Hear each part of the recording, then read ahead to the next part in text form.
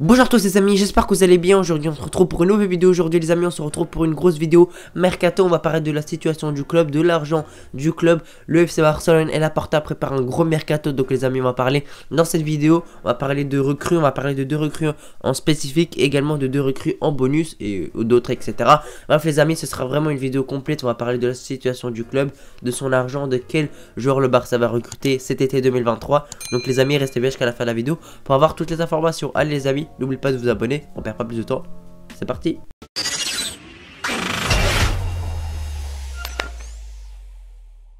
Alors les amis, vous savez que la situation du Barça s'améliore de plus en plus. Bien évidemment je parle financièrement mais également sportivement. Là on va plus se concentrer financièrement. Donc vous savez qu'il y a 2 saisons c'était vraiment très compliqué pour le Barça. On avait recruté beaucoup de joueurs gratuits tels que Eric Garcia, tels que Agüero etc, j'en oublie sûrement. Et on avait vraiment beaucoup de mal, également de paille. Franchement, c'était que des joueurs gratuits. Et malgré ça, on avait vraiment beaucoup de mal à les enregistrer. Il y a eu un départ de Messi. Voilà, on a vraiment mis du temps à les enregistrer. Il y avait quasiment un moment où on pouvait pas les enregistrer et ils allaient rater des matchs de Liga. Donc ça allait vraiment être très compliqué. Et on a quand même réussi à les enregistrer, mais c'était vraiment très dur. La saison d'après, on a fait un très beau mercato. Rafinha, Christensen, Kessié, etc, Koundé, bref on s'est vraiment renforcé de partout et on a pu les enregistrer cette fois-ci plus facilement. Et là encore les amis, cet été le Barça va encore mieux financièrement et le Barça a beaucoup de pistes, franchement, que ce soit en défense, en milieu et en attaque, il y a vraiment beaucoup de pistes et ça je vais en parler en détail en vidéo. On sait que le Barça a recruté, voilà, les Rafinha, Koundé, etc. grâce à des leviers économiques également. Le Barça a vendu des parts de je sais pas quoi, c'est très compliqué, je vais pas vous le dire en vidéo. Mais en tout cas, le Barça a dû lever des leviers, vendre sa chaîne, je sais pas quoi, pour simplement rentrer de l'argent dans le club, faire des prêts, simplement, etc. Donc le Barça, cet argent-là ne vient pas de nulle part. Et ça a permis au Barça de générer des revenus grâce aux ventes des maillots. On sait que Gavi, par exemple, ses maillots se vendent vraiment énormément. Également, évidemment Lewandowski, Pedri, etc. Donc il y a vraiment des joueurs au sein du club qui vendent beaucoup de maillots. Voilà, les places au Camp Nou également. Franchement, il y a beaucoup de gens maintenant au Camp Nou. Je me rappelle la saison dernière, il y avait des moments où il y avait quasiment personne. Hein. Et cette saison, ça va beaucoup mieux, même pour les petites rencontres de Liga. Il y a minimum 70-75 000 supporters. Et pour les gros matchs, par exemple contre Manchester United, c'était quasiment plein, c'était à plus de 90 000. Donc en tout cas, ça fait plaisir. Le Camp Nou se remplit de plus en plus. C'est normal parce qu'on a recruté des très grands joueurs, par exemple Lewandowski, hein. Lewandowski, je pense qu'il y a beaucoup de gens qui viennent le voir, les jeunes également, les Pedri, les Gavi, les Araujo, etc. Donc franchement le club va mieux financièrement, ça fait vraiment plaisir. Et cet argent là qu'on gagne va nous permettre de nous renforcer, parce qu'on sait qu'il y a encore des postes où on doit se renforcer. Je pense simplement au poste de latéral droit. Au milieu, pour moi, il faut un gros relayeur expérimenté. Voilà, on pense à un Bernardo ou un Gundogan par exemple. En attaque également, il te faut un ailier gauche parce que tu as Ansu Fati, tu as Ferran Torres, mais pour moi c'est trop léger. Il te faut un ailier gauche de classe mondiale tout simplement. À droite, tu as ce qu'il faut, tu as Rafinha, tu as Dembélé et en pointe, tu as Lewandowski.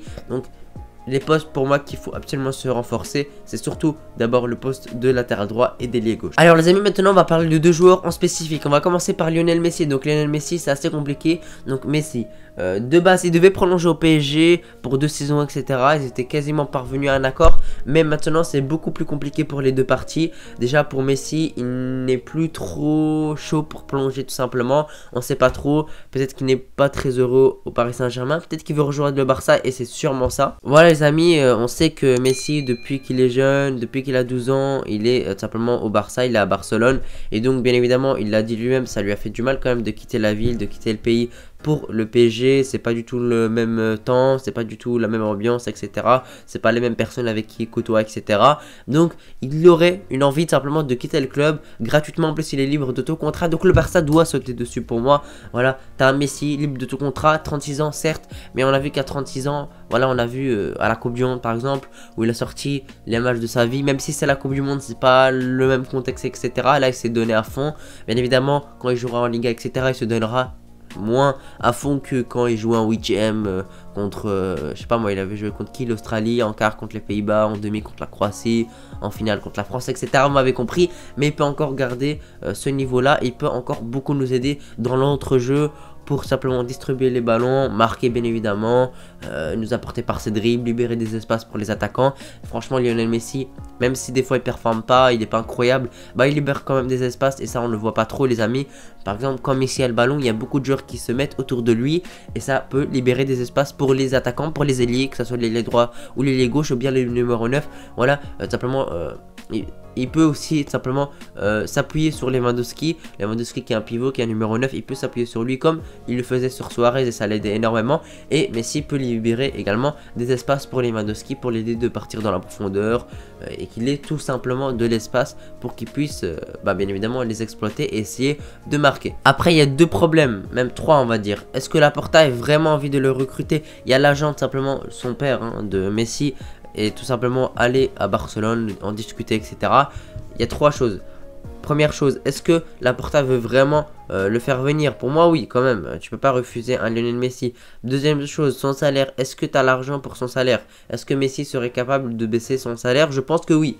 Parce que quand il a quitté le club, tout simplement les amis, il voulait baisser son salaire de 50%, etc. Mais dans les règles de la Liga, on pouvait pas. Et donc, il a quitté le club.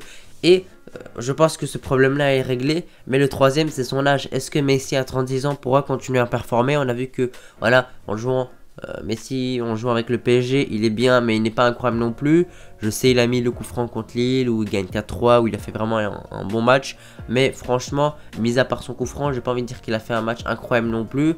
Donc son âge se pose. Est-ce que Messi pourrait se relancer au Barça? Parce que au PSG c'est bien, il a marqué des buts, il a délivré des passes décisives. Mais je sens pas qu'il est vraiment à son plein potentiel actuellement. Donc il pourrait se relancer franchement au Barça. Hein. Il pourrait être de mieux en mieux. Tu pouvoir retrouver sa ville, son pays. Pas son pays, parce que son pays c'est l'Argentine. Vous avez compris, le pays où il a vécu. Bref les amis, je pense que ça pourrait être une bonne chose. Maintenant les amis, on va passer au deuxième joueur. Alors les amis, le deuxième joueur c'est tout simplement Bernardo Silva. Je sais que ça a dû se faire tout simplement cet été. Malheureusement ça s'est pas fait. Mais voilà, vous voulez qu'on fasse quoi? C'est vraiment malheureux. On aurait pu vraiment l'avoir. On avait fait un gros mercato. Je pense que c'était vraiment trop compliqué de le recruter après tout l'argent dépensé qu'on avait fait. En plus, c'était très proche. Hein, il y avait un accord. En tout cas, entre Bernardo Silva et le club, il y avait un accord. Mais entre Manchester City et simplement le Barça, c'était beaucoup plus compliqué. Et malheureusement, ça s'est pas fait. Mais c'était vraiment très très proche. Alors, Bernardo Silva, les amis, il a quel âge actuellement? 28, 29 ans. Il garde un très bon niveau. Avec Manchester City, bien évidemment, il est titulaire indiscutable, il joue quasiment tous les matchs, il est performant. Donc franchement, moi je vois pas pourquoi on pourrait refuser ce joueur-là. En plus, je vous ai dit que pour moi, il faut un vrai relayeur. Je dis pas que Pedri, Gavi ne sont pas des vrais relayeurs, surtout Pedri, qui est pour moi notre meilleur milieu. Mais Gavi, pour moi, il reste encore très jeune. Et pour moi, il peut pas jouer tous les matchs, que ce soit les classicos, les gros matchs d'Europe, etc. Et des moments où il doit pas jouer parce que c'est son âge, les amis. Il est encore très très jeune. Et ses performances, pour moi, elles ne sont pas encore au top, même s'il est très bon. Franchement, Bernardo Silva, qui a de l'expérience, qui a gagné beaucoup de trophées, que ce soit simplement avec... Manchester City où il a gagné DPL, que ce soit avec Monaco où il a gagné une Ligue 1, etc. Donc franchement, Bernardo Silva, je vois pas pourquoi on pourrait le refuser. C'est un grand joueur, il a fait une très grosse saison la saison passée, où il marque en demi-finale de Ligue des Champions contre le Real, où il sort 2 gros matchs aller-retour, etc. Donc voilà, moi je vois pas pourquoi on pourrait le refuser. Bernardo Silva dans les grands matchs également, ça c'est très important à retenir, il est performant. Voilà, les matchs de PL où il affronte, je sais pas moi, Manchester United, Liverpool, etc. Il est souvent décisif, en Ligue des Champions également, il est assez important. Pour lui, les amis, Bernardo Silva, il n'a jamais gagné la LDC avec Manchester City. Logiquement, Manchester City n'a jamais gagné la Ligue des Champions. Mais c'est-à-dire que tout simplement, il pourrait se lancer un défi et changer de club pour gagner une Ligue des Champions avec Barcelone. Même si actuellement, logiquement, c'est plus simplement Manchester City qui peut gagner cette LDC. Mais voilà, la tendance peut s'inverser. Le Barça fait des beaux mercatos, le Barça va de mieux en mieux, le Barça est très bon collectivement, etc. Donc le Barça peut essayer de prétendre à une Ligue des Champions, les amis, d'ici la saison prochaine pour moi. Hein. Si tu fais un bon mercato, tu recrutes pas mal de joueurs, voilà, on va de mieux en mieux. Bah franchement, on pourrait dire qu'on pourrait gagner cette LDC, même si bien évidemment on ne sera pas les favoris. Bref les amis, comme conclusion, voilà, le Barça va de mieux en mieux financièrement et sportivement. Le Barça est premier de la Liga avec Cooper d'avance. Le Barça en Europa League malheureusement, mais a fait un 2-2 contre Manchester, et le retour, bah on verra. Je tourne la vidéo avant simplement le retour. J'espère vraiment qu'on va gagner. Le Barça va de mieux en mieux financièrement. Ils ont fait un très beau mercato en été. Ils ont recruté pas mal de joueurs qui sont une réussite en tout cas. Pour l'instant, hein, Rafinha, Kessié, Koundé, pour l'instant c'est une réussite, c'est pas un flop. Et donc ça fait plaisir, on n'a pas jeté de l'argent dans le vide. Bien évidemment, ce mercato d'été 2023 sera décisif parce qu'il te reste encore quelques lacunes dans ton effectif. Et bien évidemment, il va falloir les réparer, comme le poste de latéral droit, le poste d'ailier gauche, etc. Le milieu aussi, pour moi, il faut un nouveau milieu titulaire. En tout cas les amis, n'hésitez pas à me donner vos avis dans les commentaires. Est-ce que vous êtes pour ou contre l'arrivée de Messi ou de Bernardo Silva au Barça? N'hésitez pas à me dire dans les commentaires. Et moi je vous remercie d'avoir regardé la vidéo jusqu'ici. On se retrouve pour une prochaine vidéo les amis. Merci de regarder, ciao.